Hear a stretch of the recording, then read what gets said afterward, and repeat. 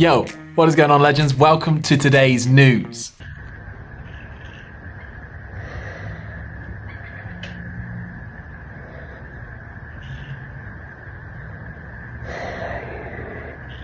It's now 29 days until the CrossFit Games, or as long as February in a leap year. And we're getting sprinkled now with a few little teasers and a few little things that are like, whoa, this is what you should expect. Hey? To get us, the sports fans, juice is going and the blood flowing. Pretty cool! Pretty damn cool! Wow! And today, whilst I sit here and sip this overpriced coffee, I'm going to tell you about the things that have been going on. But first, we want to play a game. Do you want to play a game? Growing up, that movie used to scare the living daylight out of me. I don't like horror movies anyway, but I remember watching it at a friend's house because it was a sleepover and I didn't sleep. That mask and that little bike. This week seems to have been the week where Games athletes, you know, you're in real deep in the hole now before you deload before the CrossFit Games. And we've been getting a lot of pain faces. And I just want you to vote on which one you think is the winner of this week's Pain Face of the Week. So here we go. We got Hopper, James Sprague, Emily DeRoy, and then the other four candidates come from Team Peak 360, which includes Tola, Lena, Matilda, and Noah. Put your number down in the comments below. Anyway, let's talk about the games and a couple of things that we know for sure.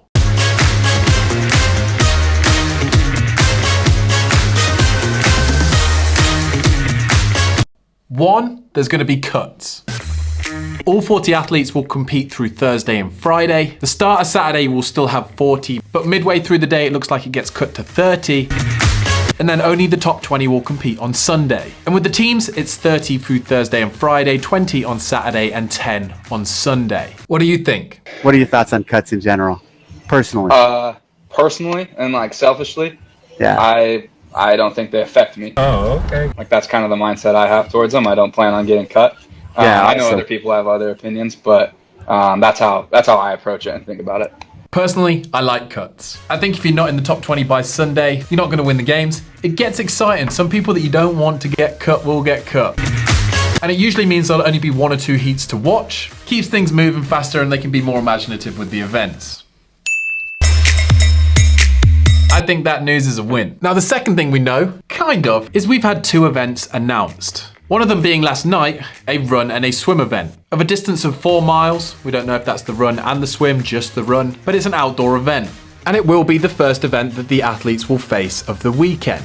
Now the barbell spin found the lake that was in the video, and it's the Marine Creek Lake Park, which is used for triathlons, according to the comments, of which someone in the comments actually said that it's a 6-mile loop. So it looks like they won't be doing the full loop. And again, good news, I like this. Simple fitness, monostructural to kick off.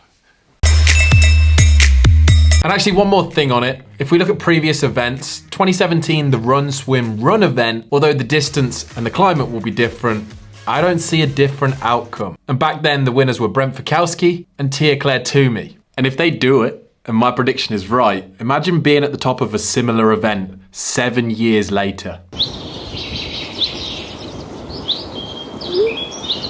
How uncomfortable does Pat Vellner look in that ice tub, by the way? I don't know if he's too big because he's massive or what. But anyway, as he's chilling in the ice tub, the last thing that he wants to worry about is box step-ups.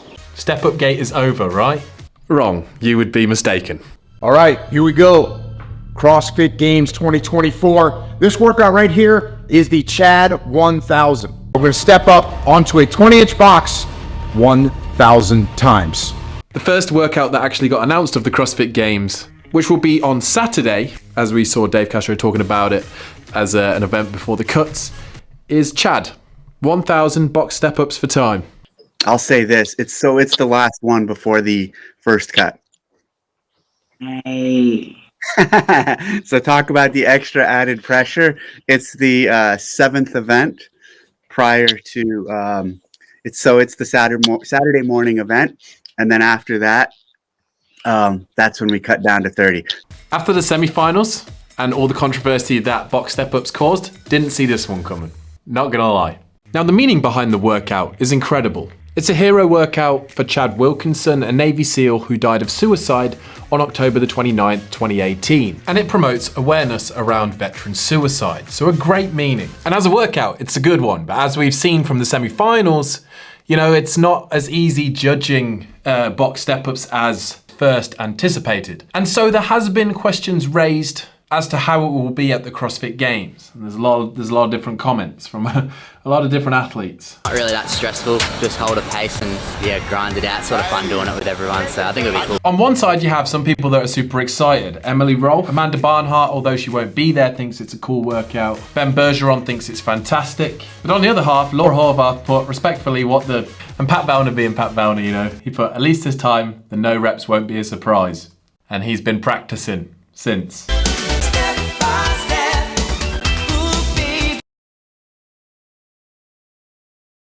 I think Scott Panchik and Chris Harris hit the nail on the head. Them both thinking that the box will be flipped and it would be kind of like a race down the floor, so it's a visual workout, not just 1,000 step-ups, like not knowing where anyone is. But it will just be an interesting one to see how CrossFit and the judges handle it after the experience at the semi-finals. I have a feeling that there's going to be a little twist to it.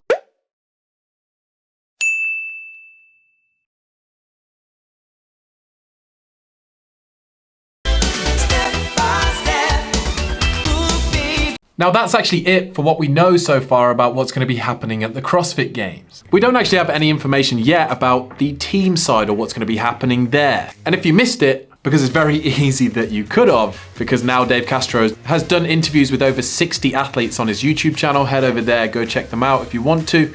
He mentions different things in different interviews, and one of them is that Bosman is actually focusing on programming the teams, and he has full control of the individual programming this year. And then this year, early on, I said, hey, I'm feeling it. I'm excited. I'm like, I got it. So just like, he understood the space I need.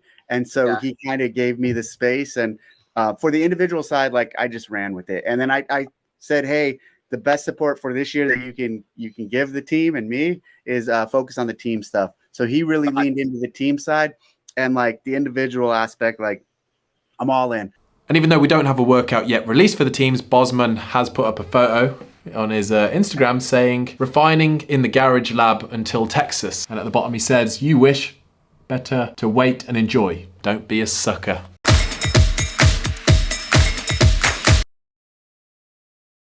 Now there will be a couple of people missing this year from the CrossFit Games team that we have become very familiar with over the years. And it's kind of, it's an interesting decision. Smith in a foot race.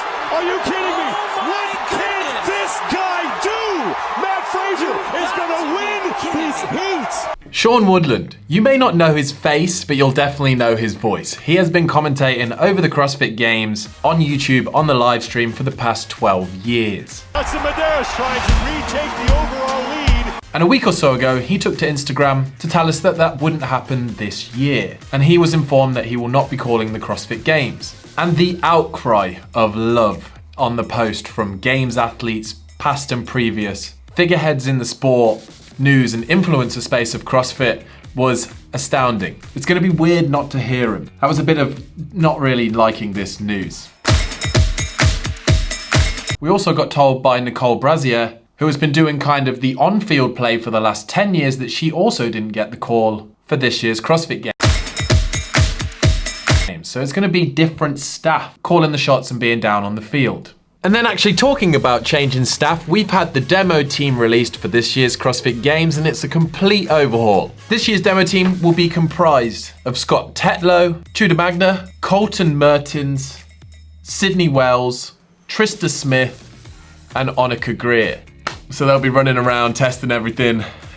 Previous years past, when I've spoken to like the athletes, they just get put through the ringer. But I think that's a good squad. It's like a little super team. Now, next up, just look at this clip of Jacob Hepner. I'm just gonna throw it in there just because it's funny. He's turned into a football fan, and I'm here for it.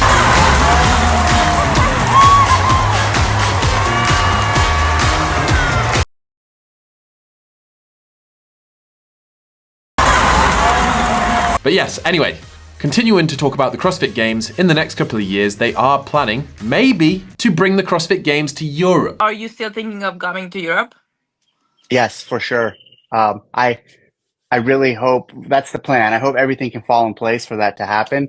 I would like the 21st games, the 21st year of the games to be in Europe. What is it now? Which year? It's like the It's 18. 18? Oh, sweet. So I'll probably still be competing by then. Yeah. That'd be awesome. Yeah. Yeah. So this is the 18th year of the CrossFit Games. Next year will be the 19th, the year after the 20th, and then maybe for the 21st, take it overseas. I like this. I think hearing that, it will probably divide you. You'll either be like, yes, I think that's a good idea, and no, I don't think it is. Let me know down in the comments what you think. Personally, I do like the American roots of CrossFit and where it's come from, but if you've come to Europe, and especially the European semi-final, the event is wild.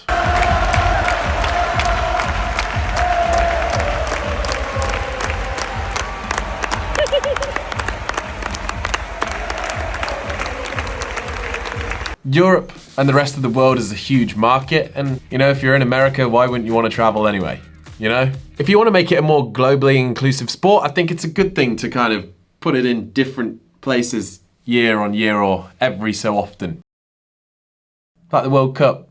And hey, if you wanted to get to know a couple of the athletes a little better before the CrossFit Games, Talking Elite Fitness did a little Q&A, and one of the best things in life for free for Oriel Lowen is a fart.